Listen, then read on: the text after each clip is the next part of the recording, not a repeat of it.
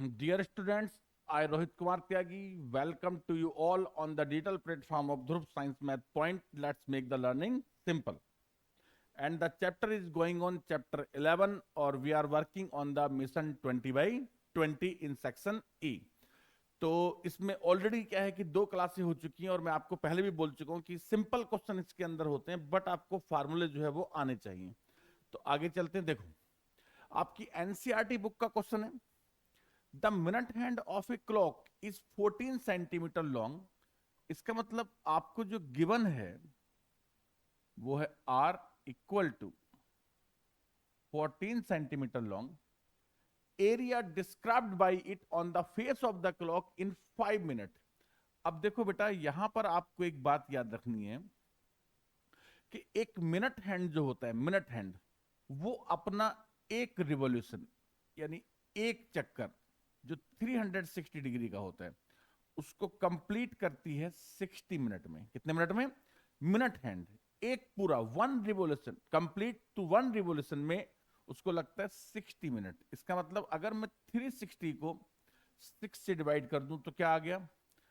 6 degree in a minute. ये आपने याद रखना है कि 6 डिग्री इन ए मिनट। अब हमारे पास जो टाइम है वो कितना है? 5 मिनट। तो 5 multiply 6 degree, this is 30 degree. क्या चाहिए? एरिया। तो एरिया ऑफ सेक्टर लगेगा, एरिया ऑफ सेक्टर, क्योंकि अब वो जो एरिया बनाएगी कितने मिनट में? 5 मिनट में। अब जैसे सपोज करो कि यहां पर है ये और 5 मिनट के बाद ये यहां पहुंच जाता है, ये पहुंच गया। तो ये पूछा है इसने, ये आपसे एरिया पूछा है। अब ये क्या है आपका? ये तो सेक्टर है। अब अगर ये सेक्टर है तो एरिया ऑफ सेक्टर का फॉर्मूला क्या होता है? Pi r square theta upon 360 degree. अब पाई का वैल्यू इज नॉट गिवन, तो 22 अपॉन 7, आर इज 14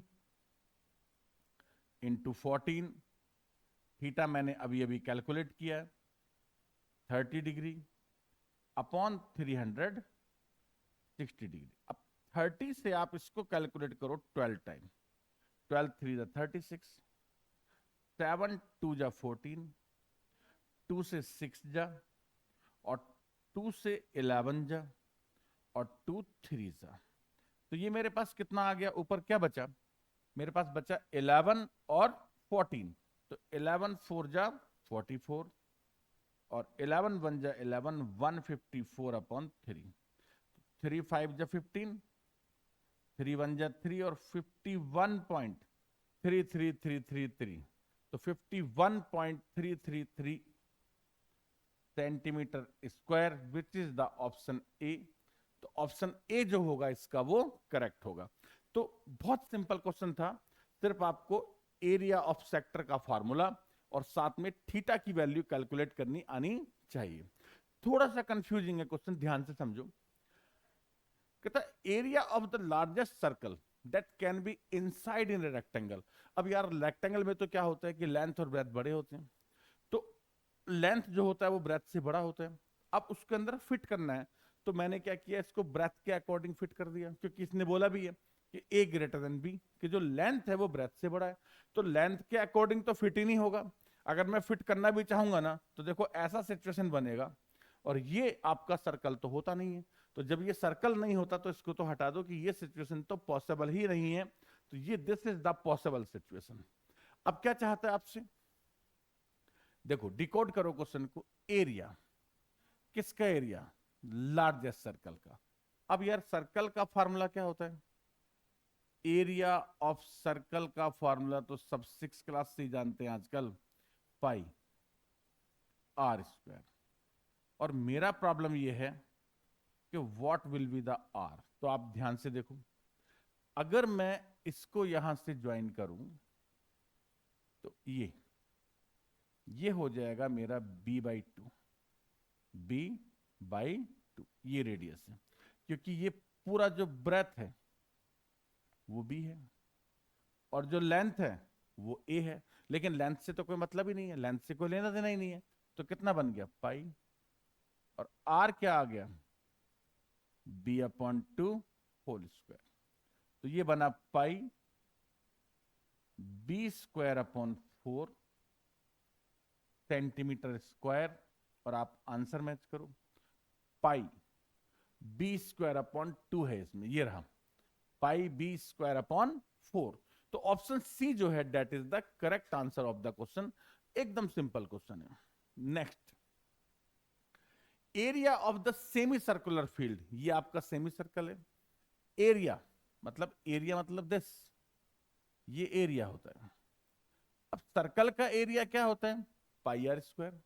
तो सेमी सर्कल का एरिया कितना हो गया गिवन, यहां पर आप समझना बेटे, half pi r square equal to 15400 metre square, half 22/7 into are square, और 15400 are square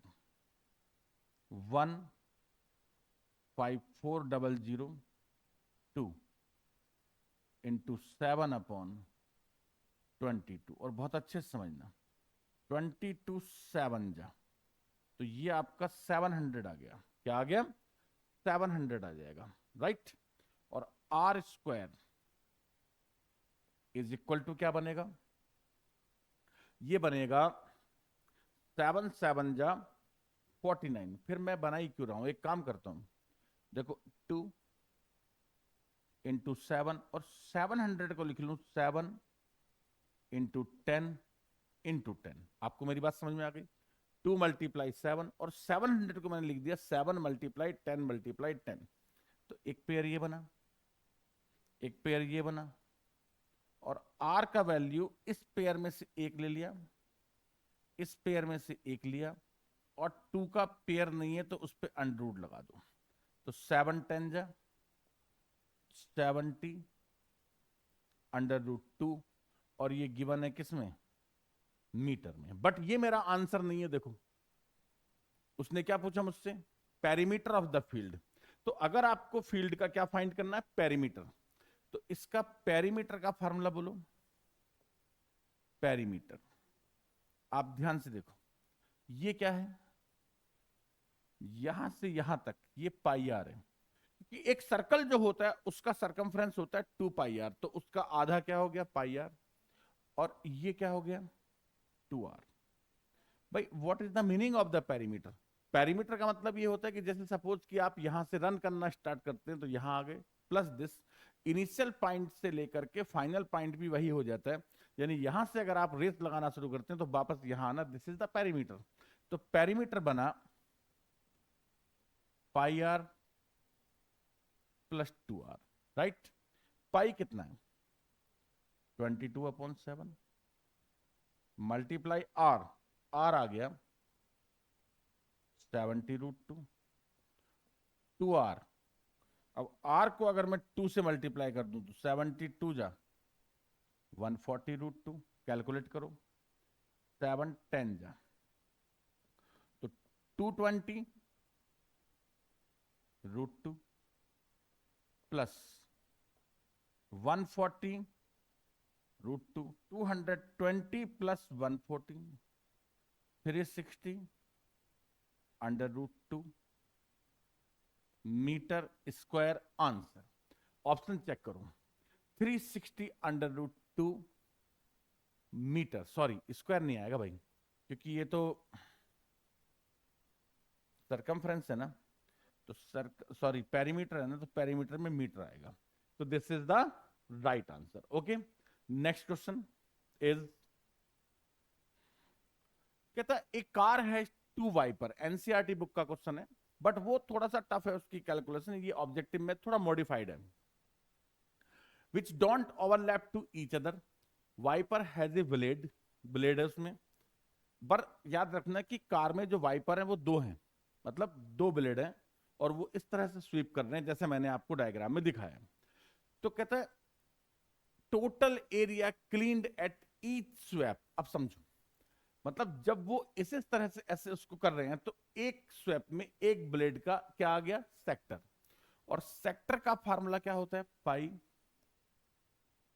are square theta upon 360, ये फार्मूला हो गया। But we have the two blades here, तो टू से मल्टीप्लाई कर देना, two multiply what is pi, 22 upon 7, r length of the blade जो है डेट इज 21, तो राइट इट टू टाइम क्योंकि आर स्क्वायर होता है, थीटा 120 अपॉन 360। तो आई थिंक आपको मेरी सारी बातें समझ में आ गई होंगी कि पाई आर स्क्वायर थीटा। ध्यान दो 123 जा, अब देखो 7 मल्टीप्लाई 321 से एक 21 कैंसिल हो गया, तो मेरे पास बचा कौन, 2 इंटू 22 इंटू 21, 44 इंटू 21, 21 4 जा 84, और 21 4 जा 84, 84 और 8 क्या होता है 92, तो 924 सेंटीमीटर स्क्वायर ऑफ एरिया जो है वो दोनों ब्लेड क्लीन करेंगे, और एक ब्लेड इसका आधा करेगा, बट वैसा ऑप्शन भी नहीं है, तो ये करेक्ट है। नेक्स्ट क्वेश्चन देखो, अच्छे से समझना, असर्शन रीजन में थोड़ा सा आपको कीप पेशेंस इन असर्शन रीजन। कहता है area of the sector depends on theta, सही बोल रहे हैं, theta and the square of the radius, correct है। देखो एरिया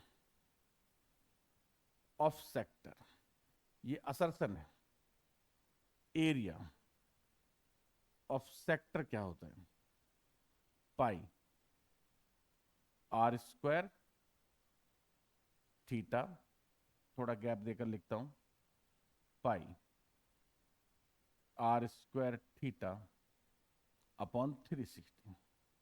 तो क्वेश्चन यानी असर्शन इज सेइंग कि भाई फार्मूला डिपेंड करता है किस पर, आर स्क्वायर पर, सही है, और थीटा पर, बिल्कुल सही बोल रहा है। देखो पढ़ो फिर से, area of the sector depends of the angle theta and square of radius, तो रेडियस के स्क्वायर पर डिपेंड करता है। इसका मतलब असर्शन तो करेक्ट है, असर्शन जो है वो 100% करेक्ट है। रीजन समझो, रीजन पे आ जाओ, आर पे आओ, क्या है रीजन, कहता measurement of the angle is 180 degree, कहता जो थीटा है वो 180 डिग्री है, करेक्ट। देन फिर क्या करूं, अगर थीटा 180 है तो कहता इफ द थीटा इज 180, तो area of sector, area of sector, अब अगर कहता है थीटा 180 है तो एरिया ऑफ सेक्टर क्या होगा, तो बेटा एरिया ऑफ सेक्टर का फॉर्मूला अप्लाई कर दो, एरिया ऑफ सेक्टर होता है पाई आर स्क्वायर, थीटा जो है 180 है, अपॉन 360, 182 जा 360, तो क्या होगा, हाफ पाई आर स्क्वायर होगा, कितना होगा, हाफ पाई। ध्यान से देखो इसने क्या दिया है, पाई आर स्क्वायर दिया, रीजन फॉल्स, रीजन फॉल्स है, रीजन फॉल्स हुआ तो ऑप्शन सी जो है that is the correct answer. तो बड़ी जल्दी ये क्वेश्चन सॉल्व हो जाते हैं, बस आपको लर्न द फॉर्मूलाज, और मिलते हैं नेक्स्ट क्लास में। Thank you, thanks to all of you.